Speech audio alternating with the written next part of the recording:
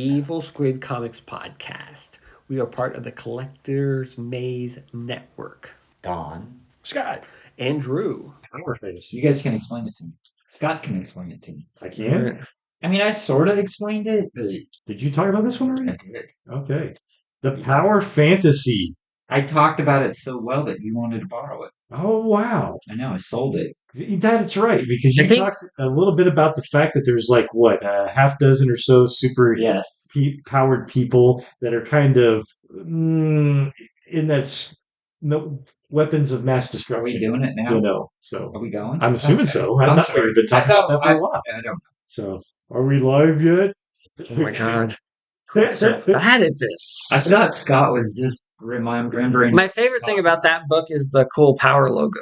Yeah, that's a you cool like logo. that? Yeah, it's cool. That looks like a little power. That's literally my favorite part about that book. Really didn't like it. It was okay. See, he has problems with Tom King and Kieron Gillen. Kieron Gillen. Yes. Yeah. I personally like Kieron Gillen a lot better than Tom King. Well, here's my thing. I feel like Kieron Gillen has really great ideas. I really think some of the imagination that he has there is really good. Now, the execution sometimes I'm not exactly as fond of, and therein lies my problem with this one, in which the power fantasy we talked about, half dozen, superheroes or something like this. They kind of keep each other in check so that nobody's just taking over the world, but they also kind of keep all the world powers in check a little bit too, so that nobody's trying to blow each other up a little bit. Now, in this, they don't really tell you what everybody's power necessarily is, which is not really a bad thing or not really needed, and you can kind of start piecing it together. The problem I think I do have, though, sometimes is that it's like that throughout the whole thing, where you're just trying to piece it together. They eventually tell you. They just don't tell you right away. Exactly. And but he slow plays it. He does slow play it, and I don't know. And he's not exactly real blatant with it, though, either. No, he isn't at all. Even when you do find out kind of what they have, it seems like there's even more behind that. Like, the one guy's a telepath, right? Yes. And the other guy's like controls gravity, right? Yes. And then the one girl, she's what the heck is the girl though? Now, is she one of the six or is she not? Are you talking about the artist, the painter? No, I'm talking about the main girl, the one girl who's like religious, the angel or whatever. Well, because she gets. Is she one of the six? Yes. Yeah, she gets. Because they act like she's something else. Yeah. They act like she's like over all of them or something. Like she's an angel and she's sort of like something. I think she's kind beyond of like them. Alpha. Like she is the alpha. That's why I didn't know if she was one of the six or she's like over the six. I think she's one of the six, but she's kind of like. But like you guys said, it's not real clear. No, it is not. And they've had offspring too. That's true. So, when they have this original six or whatever, there's actually more than that that's really out there that have some, aspects of powers. Because our telepath, has a daughter who may have something. May not. And the gravity guy has his own little commune where it's like a cult. Yeah. He's just screwing like crazy, making offspring. It does appear so. And then you got the one girl with the pink hair or whatever who has powers, I guess, that could just blow up the freaking world and doesn't even realize it. Well, she summons that guy from the sea. Is that what she does? Yeah, there's like that evil thing in the sea that she like keeps in check. And I think it came out and destroyed Tokyo at one point. And that's why they're like, keep her calm or this thing's going to come out of the sea and destroy something again. Is that what happened? I believe so. That's the gist. Like, but that's the thing. It's like, it's got interesting ideas, but man, way to not execute on them. Yes. It will. And that's my problem with it in general. But even with, what else did he do? The main problem is if you executed on them in a normal way, you'd be like, oh, it's not that interesting.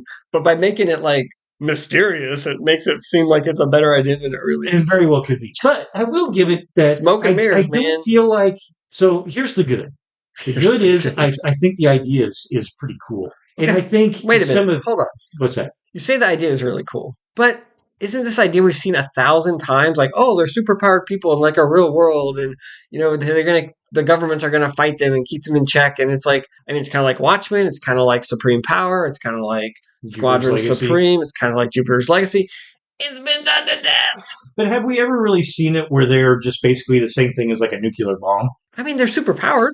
They're superpowered, but they're actually going with it almost like it is a Cold War. They are. They're treating them like that. Like he's got 6 of them, and he's acting like there's I mean, normally you have one or two, right? Well, you have Or one you or have two, one. or you have these ones that are, in this like one area of the Yeah, world or correct. something like this. So Where it's a these ones little are bit like a different. bit of a worldwide thing Yeah. that are all, like I say, basically a nuclear bomb, in all Yeah. these areas that could go off and really just start, Correct. Armageddon. Yeah, that's fair. So It's a I little do bit think different. I feel like that setup is different, that from Little others. bit. It is taking the idea It's a of different flavor. it's a different flavor of superpowered individual, how it's all out there. Not that different, though. No, but there again, though, in some that's where what is it Shakespeare said? There's only like six That's freaking true. That's original true. stories, Okay. and you We're back change to it up. that. I think we So talked about that last time, too. maybe a little bit. So, yeah. Okay. But Anyway. I think that's where that is. It's And okay. I don't think he was overly, we complain about some of them being overly wordy.